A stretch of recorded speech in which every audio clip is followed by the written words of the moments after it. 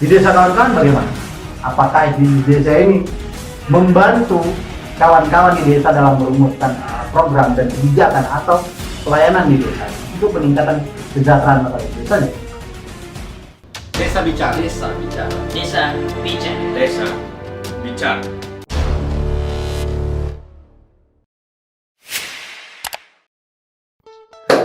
Halo kawan-kawan semua, kembali lagi di channel YouTube Desa Bicara.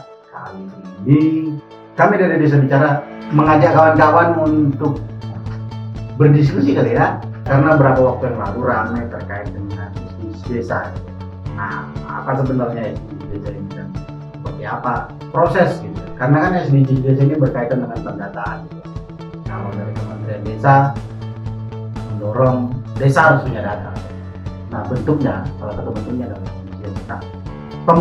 pemutahiran data gitu ya, atau mengupdate kembali data informasi yang ada di desa. Nah, seperti yang kita tahu bersama sebenarnya di desa itu sudah ada yang namanya indeks desa membangun. Nah, di tahun 2021 ini Kementerian Desa mengeluarkan satu kebijakan yang di dalamnya ada terkait dengan pendataan. Nah, pemutahiran data ini yang dimaksud oleh Kementerian Desa adalah pemutahiran ya. Pemutahiran data berbasis definisi desa merupakan pemutahiran data IDM, indeks desa membangun, yang lebih detail, lebih mikro, sehingga bisa memberikan informasi lebih banyak sebagai proses perbaikan. Ada pendalaman data-data pada level RT, keluarga, dan warga masyarakat di desa tentunya. Nah, itu yang didorong oleh Kementerian Desa gitu ya. Siapa saja sebenarnya pihak yang terlibat dalam pendataan ini? Tentu kita tahu bersama melalui Permendes PDDT nomor 21 tahun 2020. Jadi ada yang disebut dengan Pokja Desa itu pendataan desa ini.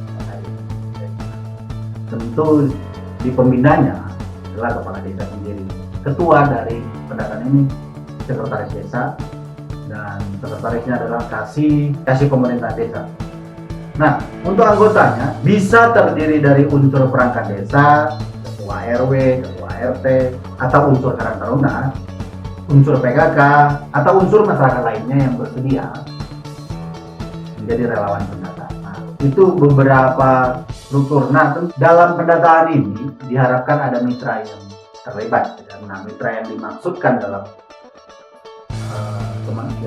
oleh Kementerian Desa adalah pendamping desa, Babinsa, Babinsa, maupun mahasiswa yang berada di desa. Nah, ini mitra gitu. Jadi pendamping desa sebagai mitra dalam pendataan.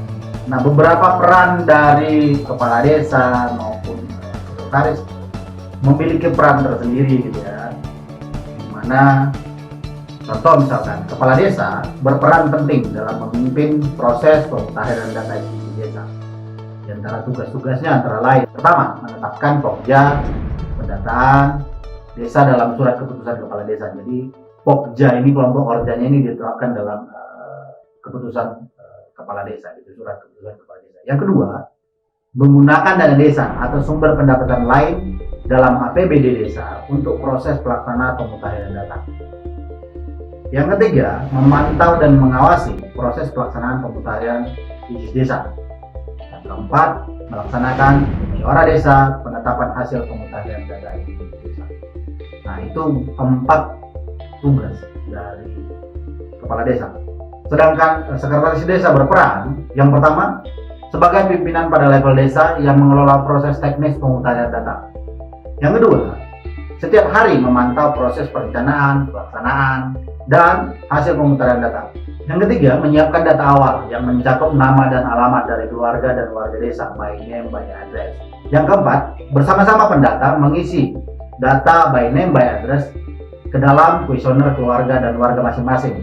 Ini adalah pengisian data yang tidak membutuhkan wawancara dengan keluarga dan warga tersebut karena data telah ada di lembaga yang bersangkutan. Oke.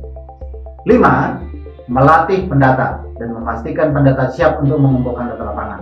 Keenam, menetapkan penguasaan kepada pendata dari perangkat desa dan pengurus rukun tetangga serta lokasi rukun tetangga untuk penugasan pendataan dari warga desa.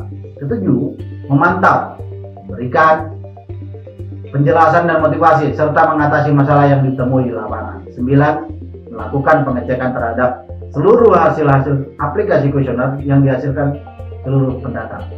9, berhubungan dengan Kementerian Desa PDTT baik melalui pendamping desa maupun melalui tim Sapa Desa untuk melaporkan hasil kegiatan maupun dalam penyelesaian masalah. 10, menyelesaikan pengisian aplikasi seluruh kuesioner di desa. 11, menyiapkan musyawarah desa pada akhir proses pemutaran data desa untuk mengecek hasil dari data SDGs desa. Nah, ada beberapa hal penting yang harus diperhatikan. Yang pertama tentu pendataan ini menggunakan aplikasi yang disediakan oleh Kementerian Desa. Nah, maka beberapa hal yang harus diperhatikan oleh tim pendata di desa atau kawan-kawan pendata di desa mungkin sudah dilakukan di pendataan desa di kawan-kawan. Yang pertama itu tentu adalah menurut aplikasi pendataan desa baik itu komputer maupun komputer atau smartphone. Yang kedua, menjaga perangkat menjaga perangkat smartphone-nya atau pintarnya atau komputer. Yang ketiga, pemutakhiran data SDGs desa dilakukan untuk seluruh kuesioner. Jadi semua kuesioner yang ada di aplikasi itu harus diisi. Keempat, tentu harus melakukan beberapa wawancara dengan keluarga atau dengan warga yang didata. Selain itu juga ada peran penting dari pendamping desa.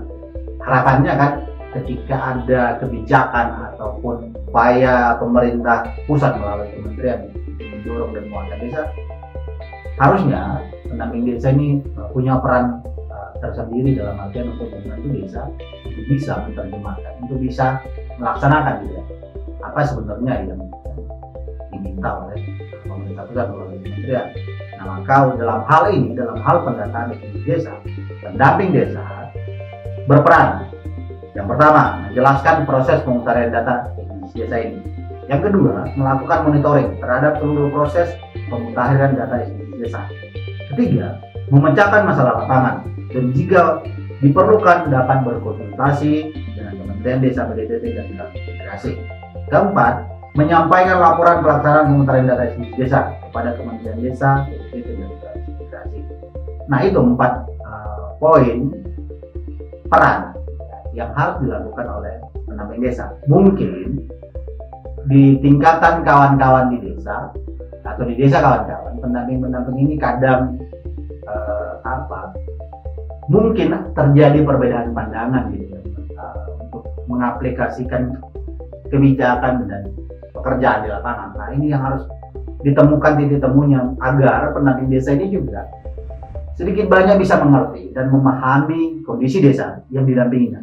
Itu paling penting. Pendampingan itu kan bicara soal bagaimana kita bisa memahami tempat dampingan dan kita bisa masuk di dalamnya. Dalam artian tidak jadi mempersulit desa, tidak jadi kemudian menakut-nakuti desa. Harapannya tidak demikian. Nah, pendamping desa ini punya peran penting. Selain beberapa peran dari kepala desa, sekretaris desa, tentu penting juga peran dari pendata dan juga pendamping desa. Nah, kita ketahui bersama kemudian pemutahiran data SDGs desa tahun 2021 ini dilaksanakan hingga tanggal 31 Mei 2021 kemarin. Bagaimana desa kawan-kawan? Apakah data SDGs-nya sudah diupload dan sudah menghasilkan sesuatu dari data itu? Nah, harapan kami dari desa bicara, data yang sudah diperoleh, yang sudah ada di desa dan sudah dilaporkan ke kementerian bisa menjadi milik desa. Dalam artian begini, jangan sampai data yang ada itu hak kuasanya tidak di desa. Nah, desa harus memberikan hak kuasa atas desa. Mengapa? Karena data ini bisa jadi dasar analisis kawan-kawan di desa untuk melakukan kebijakan, untuk melakukan pelayanan, untuk melakukan penguatan atau pemberdayaan masyarakat di desanya. Nah, ini penting. Jadi tidak hanya sekedar data ada, ketika datanya ada, tapi kemudian data ini tidak berfungsi dengan baik. Ini harus didorong. Tentu kita tahu bersama bahwasanya sesuai dengan peraturan Permendes PDDT nomor 21 tahun 2020, data SDGs desa merupakan milik desa, sehingga pendataan SDGs desa dilaksanakan dengan metode sensus partisipatoris.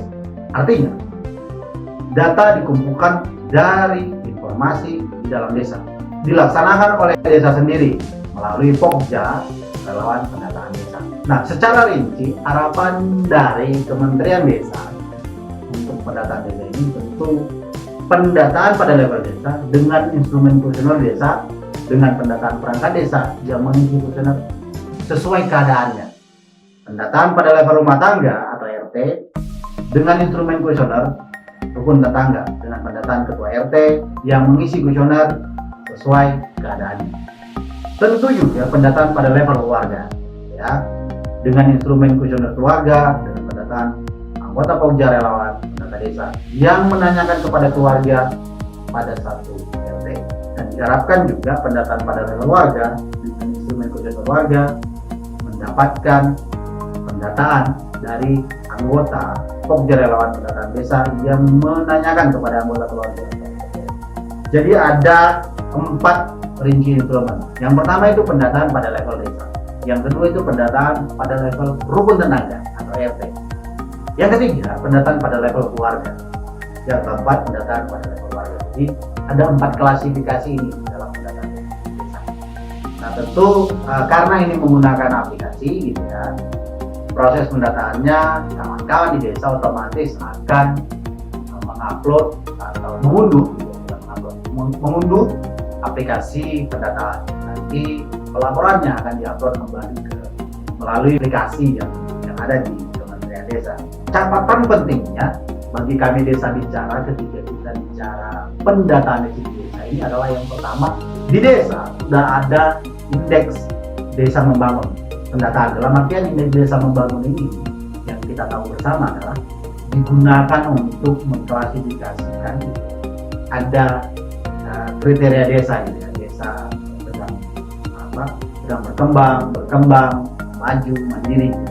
Apakah pendataan desa ini menggantikan yang itu? Berikutnya, menurut kami Desa Bicara, APBDes melalui penganggarannya, desa diminta untuk mengalokasikan. Sementara kita tahu bersama dalam situasi ketika kebijakan ini turun, desa sudah melakukan alokasi anggaran untuk kegiatan pembangunan, perencanaan pembangunan dan pemberdayaan di masyarakat, yang kemudian kebijakan di desa ini datang dan pemerintah desa harus merubah APBDes-nya lagi, karena tidak semua desa memiliki smartphone, karena di dalamnya ada kebutuhan untuk alat itu. Jadi desa harus merubah APBDes-nya gitu ya. Dari mana diambil? Dari dana desa bisa jadi, karena ini untuk pembelian perangkat digunakan untuk pendanaan gitu ya. Nah, ini menjadi pekerjaan tambahan. Belum lagi kemudian dana desa akan teralokasi ke sana. Nah, berikutnya kemudian setelah tanggal 31 Mei hingga hari ini, hingga video ini tayang, kemudian kita tidak tahu berapa perkembangan, apa saja perkembangan di desa ini kan gitu. Nah, ini menjadi kritikan bagi Kementerian Desa ketika kemudian ya kayak project aja gitu loh, tanggal sekian dimulai, tanggal sekian berakhir, begitu selesai mending kita tahu mau kemana, mau diapain gitu. Sampai sekarang kita nggak tahu mau kemana gitu, mau seperti apa data ini. Nah, itu menjadi kritikan dari kami Desa Bicara, maupun karena situasi lapangan terjadi demikian. Di desa kawan-kawan bagaimana? Apakah SDGs desa ini membantu kawan-kawan di desa dalam merumuskan program dan kebijakan atau pelayanan di desanya untuk peningkatan kesejahteraan masyarakat di desanya? Kami harapkan bisa, tetapi kita harus melihat dan mengkritisi bahwasannya SDGs desa ini sudah kayak proyek. Tanggal sekian selesai, laporkan, habis itu kita nggak tahu seperti apa. Walau dengan situasi kita hari ini sedang pandemi, kami berharap kawan-kawan di desa bisa memanfaatkan data yang sudah ada di desa, dikelola, dimanfaatkan, digerakkan sebagai dasar kebijakan untuk membuat perencanaan pembangunan di desanya masing-masing. Itu dulu dari kami Desa Bicara. Sampai bertemu di video selanjutnya. Jangan lupa tetap jaga kesehatan. Salam berdesa.